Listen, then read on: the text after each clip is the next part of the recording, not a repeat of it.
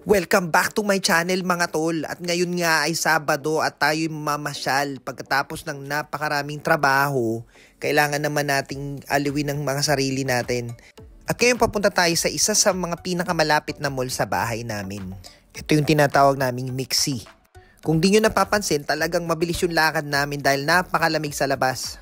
Teka, totoo ba ito nakikita ko may Eiffel Tower sa loob ng mall? Iba rin ha.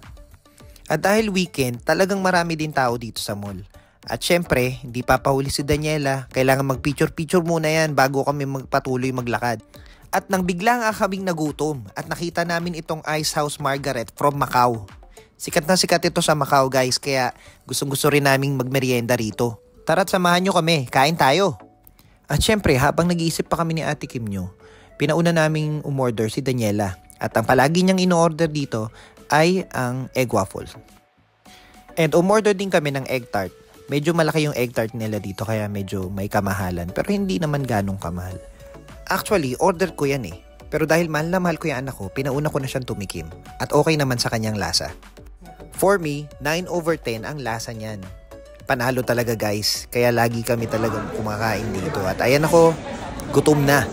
Pero mabilis ang serving nila dito, kaya huwag kayong mag-alala. At sobrang aesthetic din ang interior nila, kaya talagang para kang nasa Macau. At talagang nasarapan nga ang anak ko sa pagkain ng egg tart. At mukhang o-order na naman ako ng panibago. And ito naman yung signature milk tea ng Macau. Hot yung in-order ko kasi talagang sobrang lamig sa labas. And napansin ko rin sa wall nila, meron silang malalaking poker chips. At dumating na yung giant egg waffle ni Danny. Sobrang laki pala nito. Pero kahit gaano pa kalaki yan, dahil favorite niya yan, mauubos niya yan. At yan naman ang in-order ni Ate Kim nyo.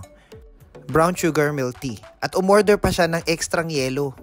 And umorder din si Ate Kim nyo ng butter toast. Ngayon lang namin to in-order, pero talagang napakasarap nung natikman ko. Nung una, akala ko tofu yan. At alam mo talaga na nasa Shanghai ka na kapag maraming freebies ang binibigay sa bata. Ngayon, nakatanggap kami ng free na noodles and free na toy para kay Daniela. Ang saya, di ba? Kaya ang sarap talaga dito sa Shanghai. Sobrang friendly ng mga tao lalo na sa mga bata. At nagsimula na nga ako kumain. At eto ngayon, nakita nyo, magsasalita ako dyan at kinikritik ko yan at kinikwento ko kay Ate Kim nyo kung ano yung nalalasahan ko dyan sa kala kong tofu na yan. Tinapay pala. At ito si Danny, patuloy pa rin ang pagkain niya at pinibida niya yung free laruan na nakuha niya. Isa yung crab. Tapos may gulong yan. At pag niroll mo yan, kusayang tumatakbo. Ang cool, di ba? Pero mas cool talaga kapag nauubos ng anak mo yung pagkain niya. Very good, Daniela. Ubos ang noodles. Grabe. Hindi namin hinatian yan, ha? Siya lang talaga yan. Kaya, well done, Daniela.